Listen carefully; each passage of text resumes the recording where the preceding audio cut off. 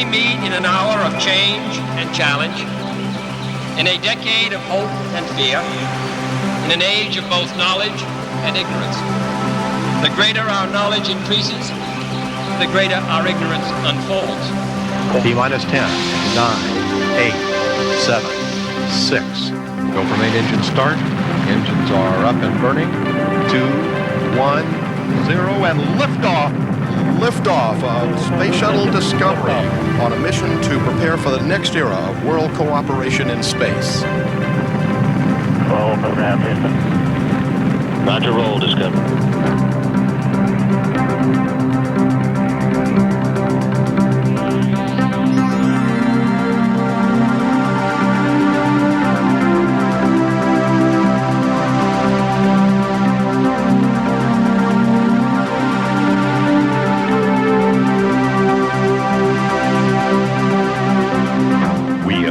So far, and yet our journey is just beginning.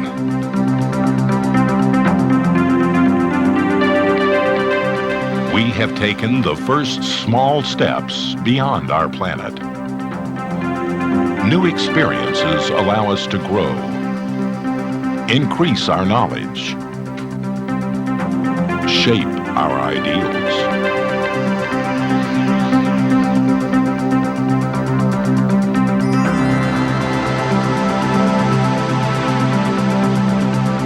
Thomas More once wrote of an imaginary island where people lived under ideal social and political structure. He called it Utopia. We too live on an island, distant and remote. Whether the notion of making this island a more perfect world is to remain in the realm of fiction or become a reality depends on the strength of our commitment to world peace and global unification. Our efforts in space may provide the common link. Consider this. July 20th, 1969. I'm going to step off the limb now. For a single priceless moment, the people of Earth were one, united in the accomplishment of a seemingly impossible task. It's one small step for man, one giant leap for mankind. Even today, these images strike harmonious chords in all of us. Young and old alike marvel at an age of discovery that knows no equal. This was truly our greatest adventure. But in the brilliance of this success, how it was accomplished and what was learned is somehow lost. The dramatic achievements in space which occurred in recent weeks should have made clear to us all, as did the Sputnik in 1957, the impact of this adventure on the minds of men everywhere who are attempting to make a determination of which road they should take. And in 1957, Sputnik did have an impact. Launched by the Soviet Union, it was the first man-made object to transcend Earth's boundaries. In the years that follow, the United States and Soviet Union engage in a not-so-friendly competition to put a man in space. Soviet cosmonaut Yuri Gagarin crosses the finish line first, making one complete orbit around the Earth. 3 weeks later, America responds when Navy Lieutenant Commander Alan B. Shepard flies the mission that begins our journey to the moon. 2, 1, 0. Liftoff. All Roger, liftoff and the clock has started. Yes, sir, reading you loud and clear. This is Freedom 7. The fuel is go, 1.2 G. Cabin at 14 PSI. Oxygen is go. In only 4 short years, the two superpowers had transformed science fiction into science fact, not for the achievement itself, but simply because neither could settle for second place. And out of this competition, a leader would emerge. A leader whose vision and courage helped guide us towards more distant frontiers. Now it is time to take longer strides. Time for a great new American enterprise. Time for this nation to take a clearly leading role in space achievement, which in many ways may hold the key to our future on Earth. I believe that this nation should commit itself to achieving the goal, before this decade is out, of landing a man on the moon and returning him safely to the Earth. No single space project in this period will be more impressive to mankind or more important for the long-range exploration of space, and none will be so difficult or expensive to accomplish. It has been said that all politicians promise the moon, but only one has delivered.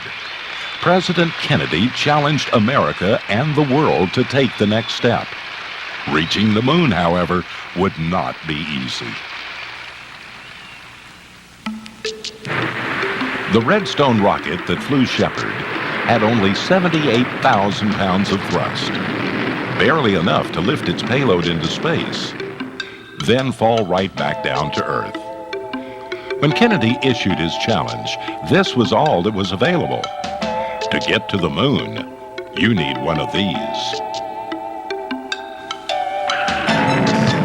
The mighty Saturn V, 363 feet tall, more than 6 million parts. Its first stage alone generates 7,500,000 pounds of thrust, a power output equal to 85 Hoover dams. It is the most complex and powerful machine ever built. But in 1961, it was still on the drawing board. And most of the technologies it needed to fly hadn't been invented yet. America was behind. Beating the Soviets in a race to the moon would correct that. However, Kennedy made his challenge with something else in mind. Creating the tools to reach the moon would push state-of-the-art technologies, such as electronics and computers, beyond their limits, leading to the development of new products, new jobs, even whole new industries, certainly beneficial to the nation as a whole. And by establishing an urgent deadline, it was clear that innovative management techniques would have to be developed so that a team-spirited cooperation between government and private industry could make it happen on schedule. Not a bad idea, this moon race. Still, with only 16 minutes of manned spaceflight experience, it just didn't seem possible. Even so, Kennedy knew he had an ace up his sleeve. The scientists and engineers of the National Aeronautics and Space Administration, the bad boys and girls of high tech. You want to mess with these people? Forget about it. You got a problem? Any problem. Give it to them and stand back. And so, an anxious NASA accepts the challenge. But in order to meet the deadline, it has accepted a terrible engineering burden. First, NASA must devise a way to get the Mercury spacecraft into orbit. At the same time, develop plans for a lunar landing and select a method to achieve it. Then, they must find a way to bridge the gap between Mercury's fundamental experiments and the more complex technologies a flight to the moon will demand. No problem. After a second suborbital flight, NASA scraps the Redstone in favor of the more powerful Atlas booster. On February 20th, 1962, John Glenn rides the new rocket and becomes the first American to orbit the Earth. In July, NASA announces Lunar Orbit Rendezvous as the preferred method to reach the moon. The plan calls for a large booster, the Saturn V, to launch a 3-module spacecraft which includes a lunar lander. Once in lunar orbit, the lander separates from the mothership and descends to the moon's surface. After a period of exploration, the lander lifts off from the surface, returns to orbit, then rendezvous and docks with the mothership. The lander is discarded and the mothership returns to Earth. The plan looks good on paper, but there are a few problems that need to be worked out. With this in mind, NASA creates an intermediate step, a proving ground to test theories. Unknown at the time, this bridge will become the most significant and influential program in manned spaceflight history. It is called Project Gemini.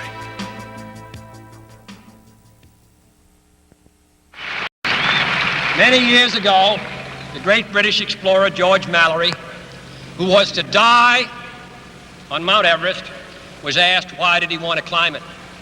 He said, because it is there. Well, space is there, and we're going to climb it. And the moon and the planets are there, and new hopes for knowledge and peace are there. And therefore, as we set sail, we ask God's blessing on the most hazardous and dangerous and greatest adventure on which man has ever embarked. Thank you. What began at a leisurely pace in 1957 had now quickened to a sprint for the finish line. After Glenn's flight, 3 more orbital missions are launched. And by mid-1963, the Mercury program was over. NASA would spend the remainder of 1963 and all of 1964 developing and testing the advanced Gemini spacecraft. In support of the Apollo lunar missions, Gemini must demonstrate that astronauts can survive in weightlessness for the time it will take to reach the moon and return. Control the movements of their craft in outer space. Rendezvous, then dock with the target vehicle. And perform meaningful work outside the safe confines of a pressurized cabin.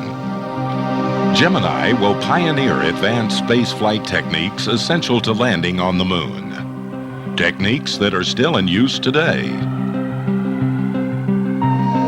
Technology advances at a staggering rate in order to meet the deadline. And by 1965, the high-tech two-man spacecraft is ready to go.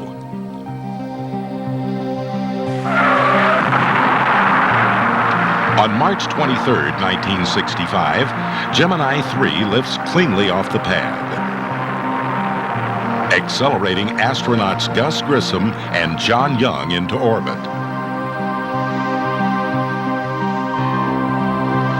The vehicle proves exceptionally flightworthy, and the crew returns after circling the Earth 3 times.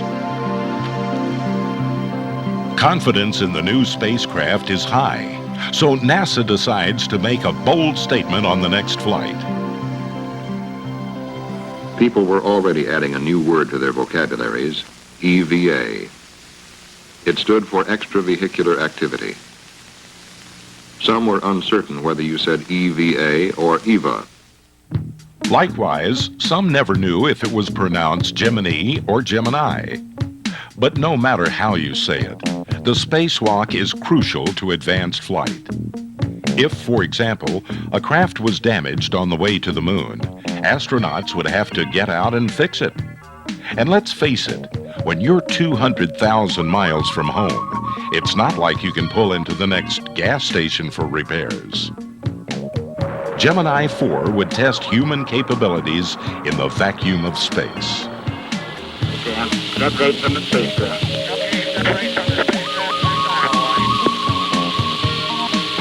Okay, my feet out. I think I'm dragging a little bit, so I don't want to fire the gun yet.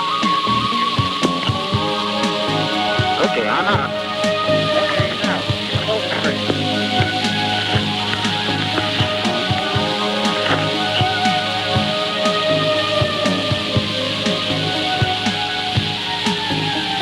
Okay, I put a little roll in, took it right out.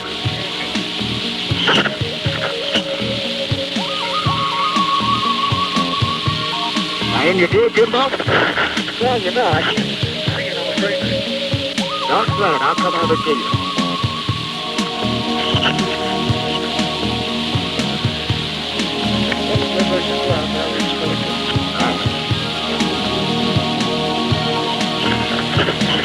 Okay, I rolled up. I'm rolling to the right now. Under my own influence. There goes a... Looks like a thermal plug, Jim. It is. I'm coming above the spacecraft. I'm coming back down now. Yep. Okay, I'm right by the sub antenna now.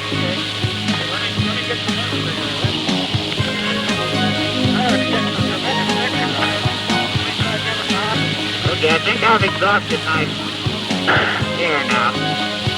Stay right there. I had very good control with it. I just needed more air. All right. That's right. Capcom, it's very easy to maneuver with the gun. The only problem I have is I haven't got enough fuel. I've exhausted the fuel now, but I was able to maneuver myself out front of the spacecraft back. Maneuvered right up back on the back of the adapter. Just above Jim, came back into his view. This is the greatest experience. It's just tremendous. 74, Houston, Capcom. Roger, this is Jim. Got any message for us? The flight director says get back in. Okay. One. Early over now. It looked so easy. After 4 days in space, astronauts White and McDivitt return. The mission is a success. Scratch one problem off the list, at least for now. Gemini 5 astronauts Conrad and Cooper set a new space endurance record of 8 days, proving that humans can survive a round trip to the moon. Of equal importance are the fuel cells, used for the first time to generate power. Gemini 6 with astronauts Schirra and Stafford, and Gemini 7 with astronauts Borman and Lovell, performed the first successful rendezvous in space.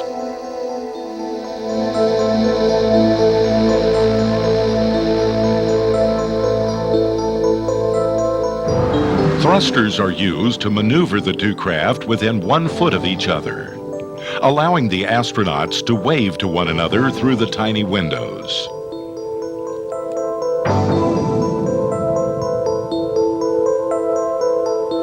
The astronauts fly in formation for more than 20 hours, practicing rendezvous techniques vital to future lunar missions.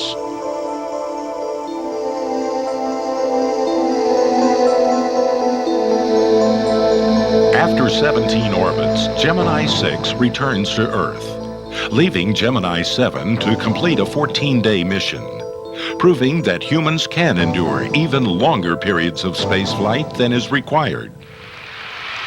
NASA was on a roll. Gemini could tackle a new problem every 3 months. With only 5 years left to meet the deadline, it would have to. And even though the moon mission had top priority, there were other irons in the fire as well. Space Highlights, 1965, an eventful year in space. These pictures, telecast live from the moon, were recorded by the Ranger 9 spacecraft just before it slammed into the lunar surface. This was the final mission in the Ranger series, a series which gave us a close-up look at the moon and clues to its character. Another picture-taking highlight, Mariner 4's voyage to Mars, a 325-million-mile journey that returned the first pictures and data ever gathered close to the mysterious red planet. There were 2 Tyros weather satellites placed in orbit, Tyros 9 and Tyros 10. Between them, they spotted 5 hurricanes and 14 typhoons. Their television eyes transmitted thousands of photographs of the entire Earth to aid weather forecasters. Early Bird 1, the world's first commercial communications satellite, was launched by NASA for the Communications Satellite Corporation. Early Bird provides telephone, telegraph, high-speed data, and television between Europe and the United States. One of the 14 scientific satellites launched was an orbiting solar observatory, OSO-2. OSO's instruments provided information on the seething hot gases surrounding the sun and how its tremendous energy controls events on Earth and other planets. Saturn I, the first generation in a series of rockets which will ultimately place men on the moon, completed 3 successful launchings. Here, being static fired, are the engines which will actually lift the Saturn moon rocket off the launch pad. The Apollo spacecraft also underwent rigorous testing. Gemini, Ranger, Mariner, Tyros, Orbiting Solar Observatory. These and many more made 1965 a year of significant progress in this country's peaceful exploration of space.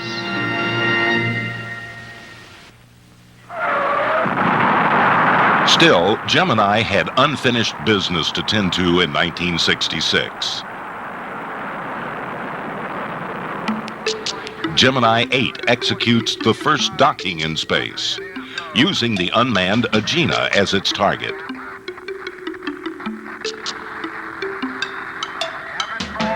Shortly after the maneuver is completed, the 2 craft begin spinning out of control. Fearing the problem is with the target vehicle, the astronauts separate, but the spinning becomes even worse.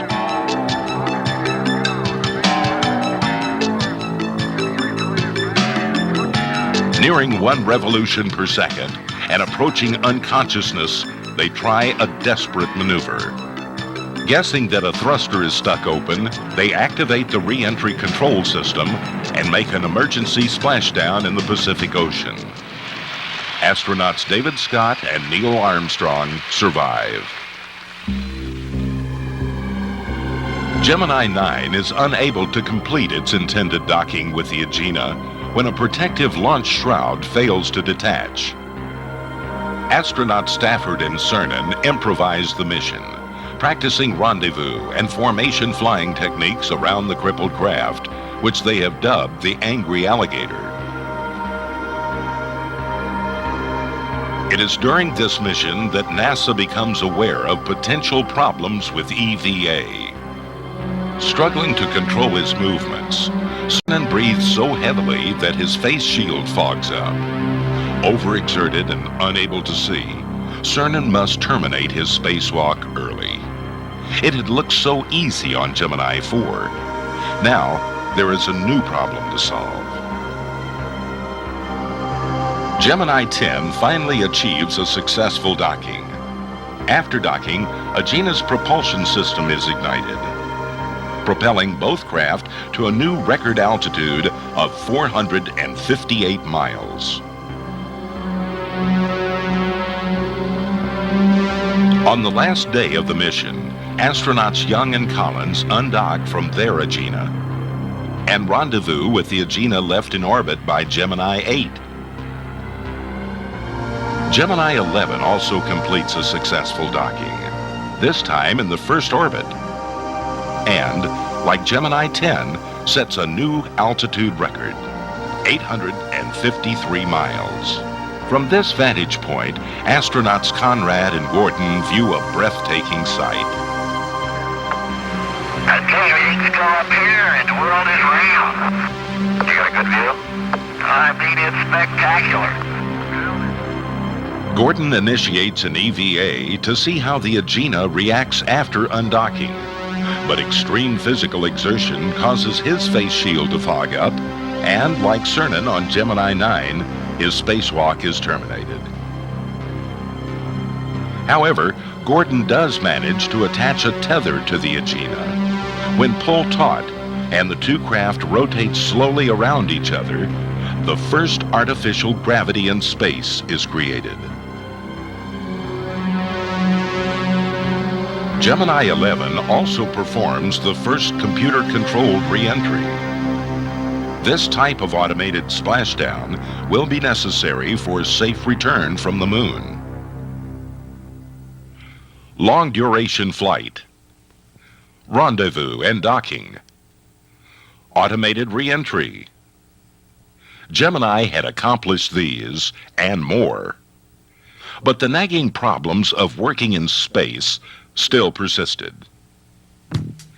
In preparation for the final Gemini flight, NASA experiments with underwater training. Using an elaborate array of handholds, foot restraints, and body positioning tethers, astronauts train for hours in hope of perfecting new techniques. Now the training will be put to the test. Gemini 12 launches on November 12, 1966. Because of the problems encountered on Gemini 9 and 11, NASA decides that astronaut Aldrin will make a less strenuous walk.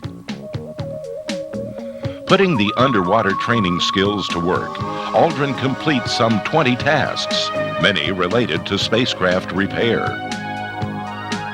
Combining a spacewalk of 2 hours and 20 minutes and 2 hatch-open stand-up periods, Aldrin sets a new world EVA record of 5.5 hours. The problem is solved, and after completing 63 orbits in 4 days, the final Gemini spacecraft returns home.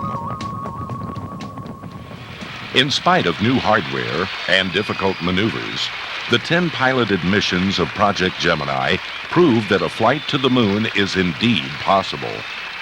Confidence in Project Apollo is at an all-time high. Now, mankind's greatest adventure could begin.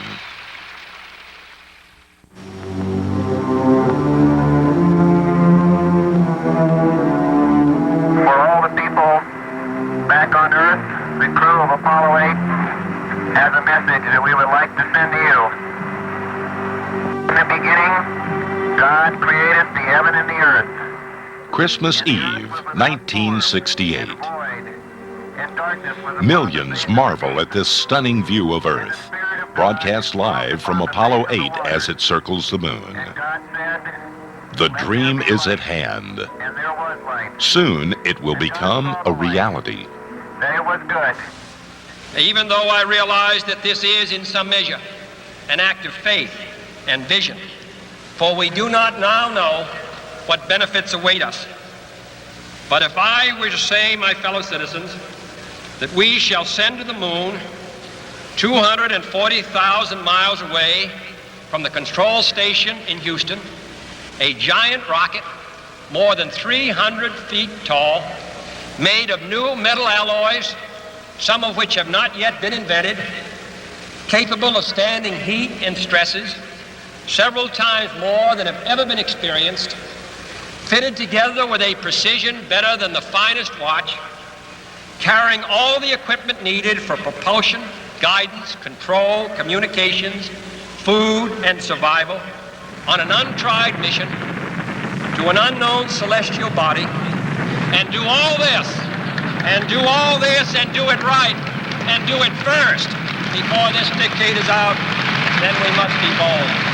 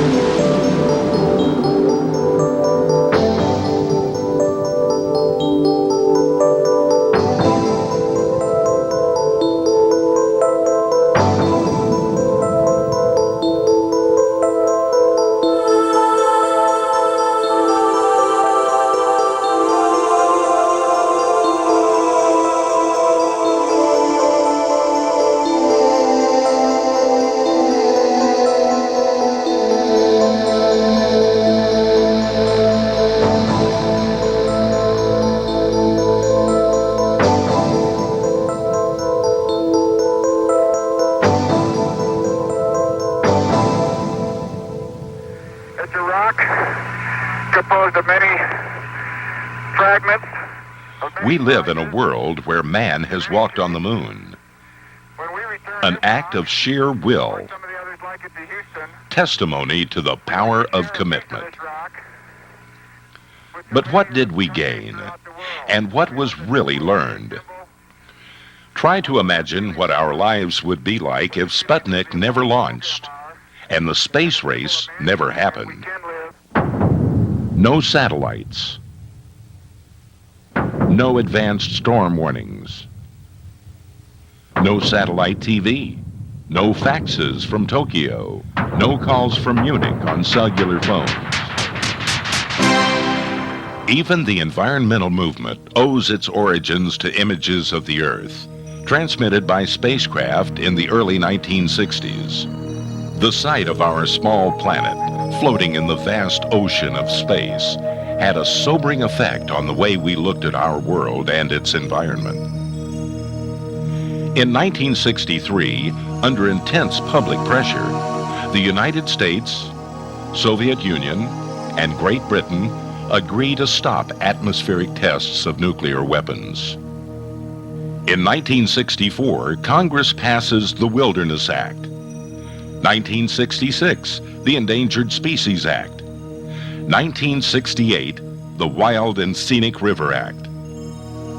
Then, in 1970, the environmental movement makes its presence felt when 20 million Americans participate in teach-ins and rallies celebrating the first Earth Day. Space programs of the 1960s allowed us, for the first time, to witness Earth's beauty in all its splendor. Today, advanced Landsat satellites and the Space Shuttle provide graphic details of how much damage we have done.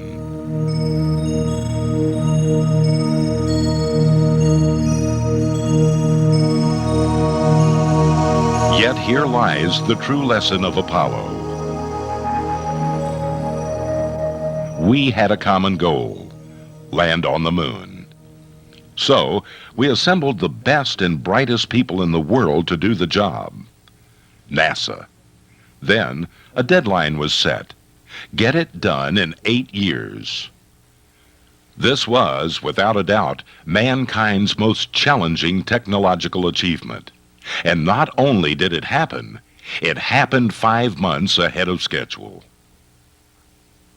Imagine what could be accomplished if we approached today's problems with that same resolve. We might eradicate poverty and worldwide hunger, cure cancer, AIDS, and other diseases. We could even perfect our education system and reverse our most pressing environmental problems. The point is this: the technology and know-how is here. Now we must decide how best to use it. America would send 6 more missions to the moon, each more spectacular than the last. But by the 3rd mission, public support had faded, and with it, congressional support as well. The race had been won. 12 astronauts had walked on the moon. America asked, what next? And whatever happened to the Russians?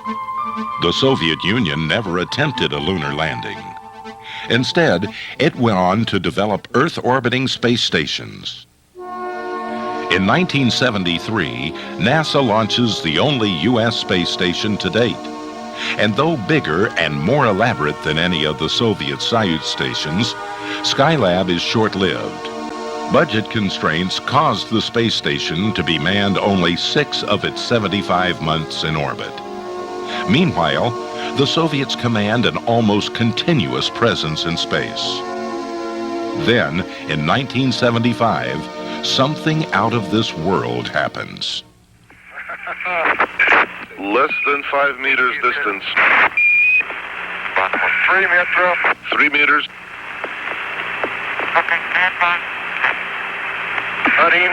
1 meter.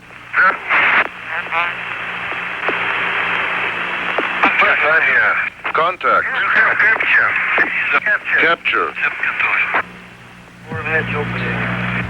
All right, on a show. Aqua value look free. Okay, the camera. Ha-ha! Passenger!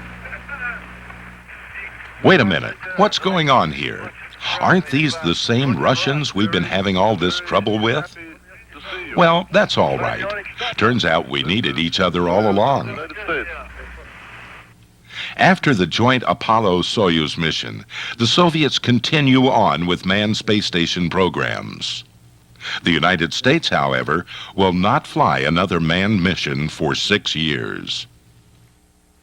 T-minus 10, 9, 8. We have a go for main engine start.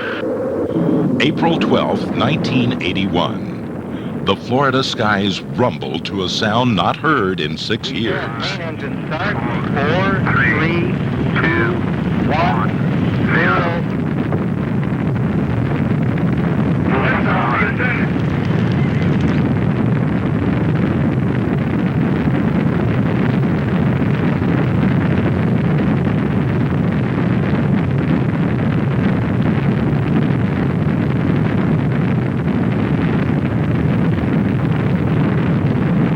And we have liftoff of America's first space shuttle. And the shuttle has cleared the tower. Roger, roll. American astronauts make a triumphant return to space, aboard a new type of vehicle, more sophisticated than anything ever flown. Roger, roll complete. It's sure been fun working with you today, and we look forward to seeing you in the morning. I hope you get a good night's rest. It is 20 years to the day since Yuri Gagarin took the first hesitant steps outside Earth's atmosphere. Steps that led us down many paths. But as his day marked the beginning of a new age of exploration, this day marks the time when the many paths began to converge. The 1980s, like the 1960s, will see tremendous growth in technology. And, like the late 1950s, an American space program which lacks direction. The reusable Space Shuttle demonstrates the ability to ferry large payloads to and from space. And though launch by conventional rocket is sometimes less expensive, the ability to repair damaged satellites while still in orbit or return them to Earth more than proves its worth. But with no clear-cut mission, it seems the shuttle is all dressed up with no place to go. Meanwhile, the Soviets have launched a second generation of manned space stations called Mir, the Russian word for peace. And though more sophisticated than earlier Soyuz stations, technological constraints have limited Mir's capabilities. With the world's two premier spacefaring nations capable of fulfilling each other's needs, it seemed the next logical step would be to combine the efforts. Kennedy's vision was about to be realized.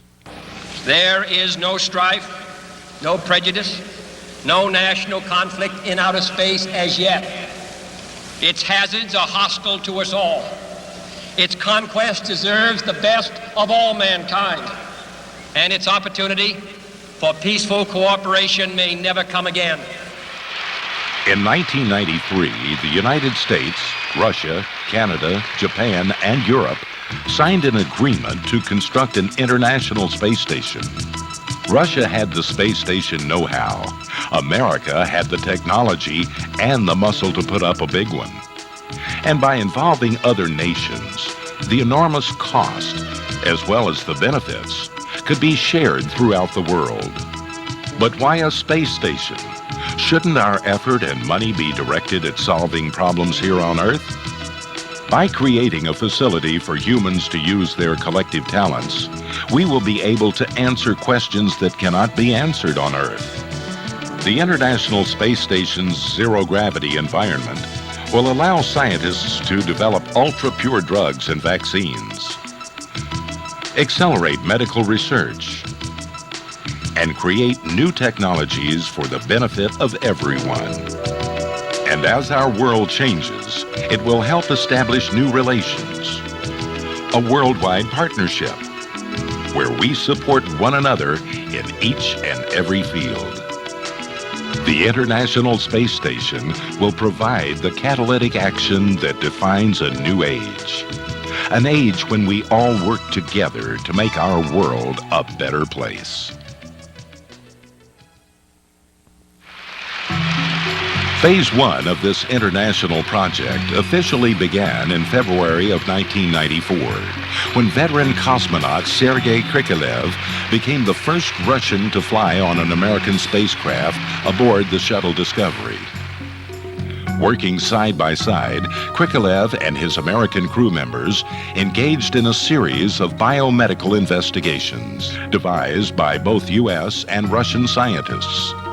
This mission established a solid working relationship between the two countries, laying the groundwork for future cooperative flights. Building on the foundation set by STS-60, the United States and Russia embarked on a second journey together.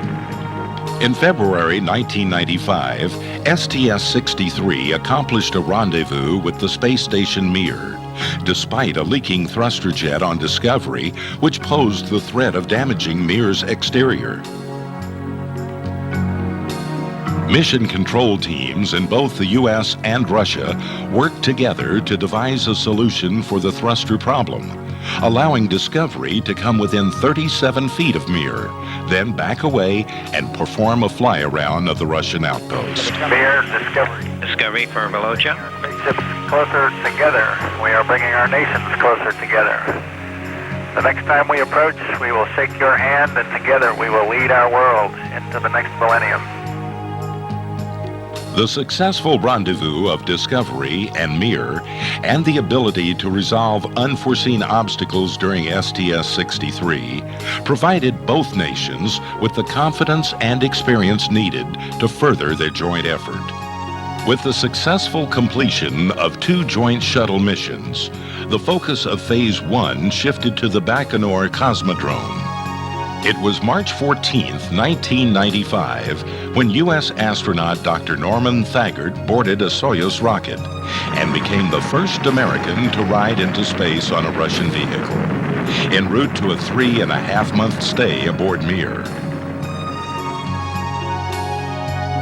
The first visit of an American to the Mir space station proved a time for celebration, as a traditional Russian welcome ceremony greeted the Mir 18 crew. The Mir 18 mission completed several important stepping stones in the Phase 1 effort, including numerous biomedical studies on the human body, the docking of a Progress vehicle and Spectre module, and 5 spacewalks, all leading to the first docking of a U.S. shuttle to the Russian space station.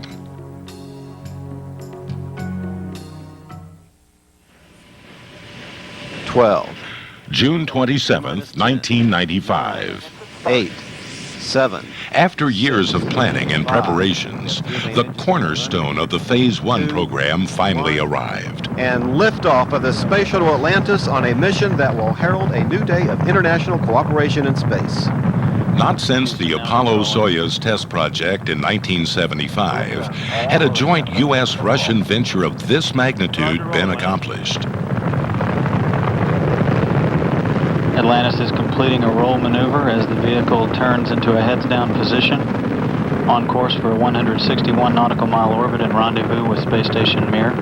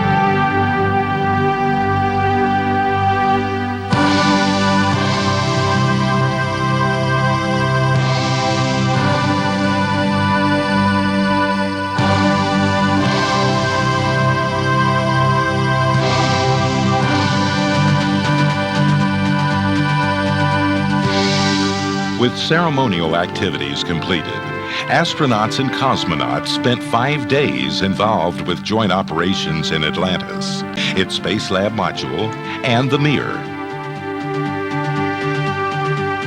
Together, they performed 28 shuttle Mir Phase 1 science experiments, as well as the transfer of hardware, equipment, biomedical specimens, and nearly a half-ton of water to the Russian space station.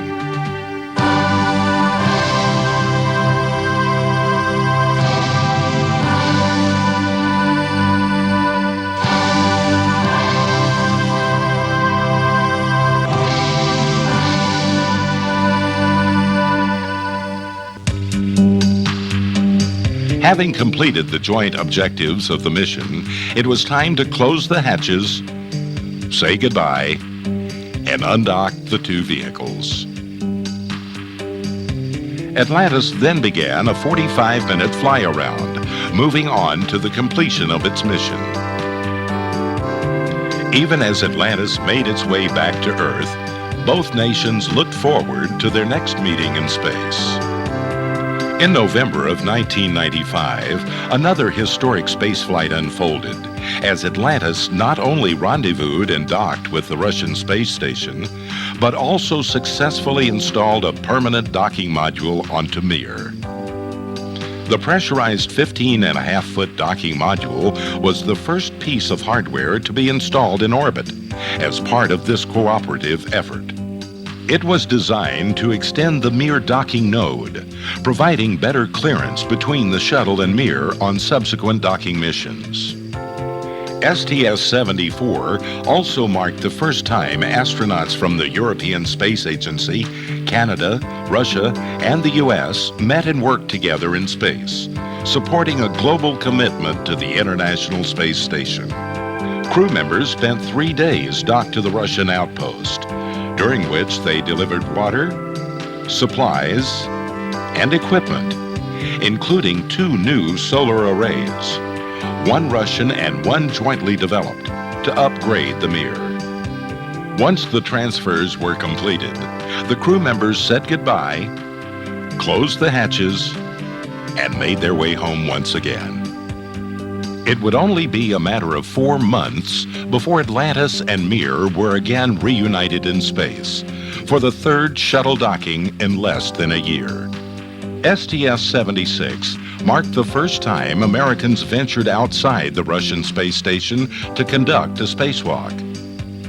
Astronauts Rich Clifford and Linda Godwin evaluated new spacewalking equipment and installed the Mir environmental effects payload on the exterior of Mir's docking module. The experiment is designed to measure the effects of the space environment over a period of 18 months on various materials which may be used in the construction of the International Space Station. STS-76 also marked the initiation of a continuous presence of an American in orbit. Astronaut Shannon Lucid would spend 6 months aboard the Russian space station, conducting scientific research as the first in a series of U.S. astronauts who will work aboard Mir before populating the International Space Station.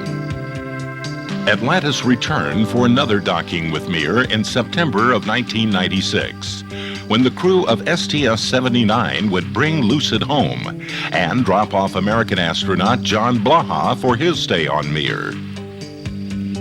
The STS-79 mission and those leading up to it verified the success of the joint Russian-American effort as we take the first steps toward the realization of an international space station.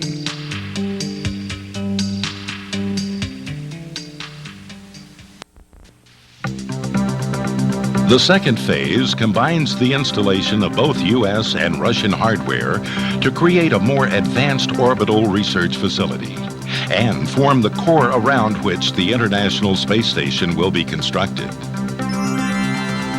A pressurized laboratory module, a service module, docking nodes, and new environmental systems will be joined to 2 trusses, forming the backbone which will also contain new solar arrays, electrical systems, and control hardware to maintain the station's stability. With its structural heart in place, the third and final phase will begin. A U.S. habitation module, 3 research modules, and Japanese and European research modules will be added to the station, along with a Canadian-built mobile servicing system using robotic technology. Electricity to support the station will be increased by a solar dynamic power system, completing the construction and resulting in a permanent human presence in space with full operational and research capability. The International Space Station will be used for at least a decade by American, Russian, Canadian, Japanese, and European researchers. Constantly occupied by a crew of 6, the station will provide a precise microgravity environment for work to be conducted in all disciplines in material and life sciences. Space conquest will have finally yielded to space collaboration.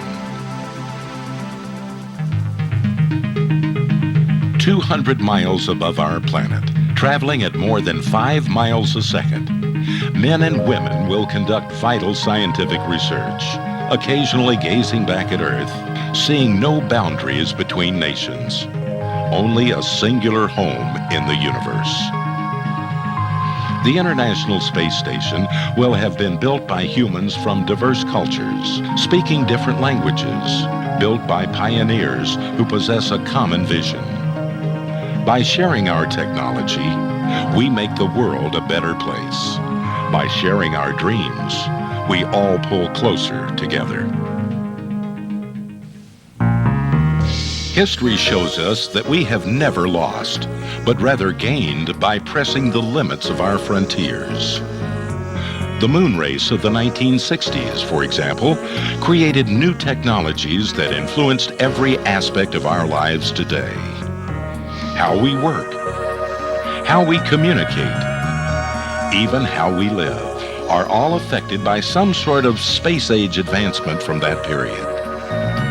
Undoubtedly, we should expect the unexpected as new discoveries are made aboard the International Space Station. And certainly those discoveries will have a profound influence on our lives. But Earth orbital space stations can only press the boundaries of this last frontier so far. Humans have always been curious creatures. It would seem inevitable that we will someday expand our presence in the universe. And who knows what technological wonders would come from such endeavors. Maybe now is the time to consider our future. We have many problems to solve here at home. And as our knowledge increases in the coming years, there is no doubt we should use that wisdom to improve our planet's health and our own well-being. Even so, we cannot stand still. To become stagnant only guarantees that nothing will ever change. We must move forward, and we must do so together.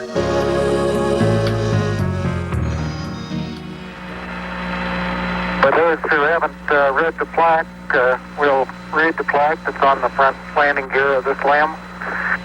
There's 2 hemispheres, one showing each of the 2 hemispheres of Earth. Underneath it says, "Dear men from the planet Earth, first set foot upon the moon, July 1969 AD. It came in peace for all mankind." The moon landing was proclaimed in the name of all mankind. Yet it is the American flag that stands alone on the lunar surface. If and when we return, perhaps we will remember these places and the time they represent as the beginning of our understanding. For if we ever return, it will not be as individual nations, but as Earthlings, from a planet united in its efforts. And only then can it be said, we came in peace. For in the final analysis, our most basic common link is that we all inhabit this small planet. We all breathe the same air. We all cherish our children's futures, and we are all mortal.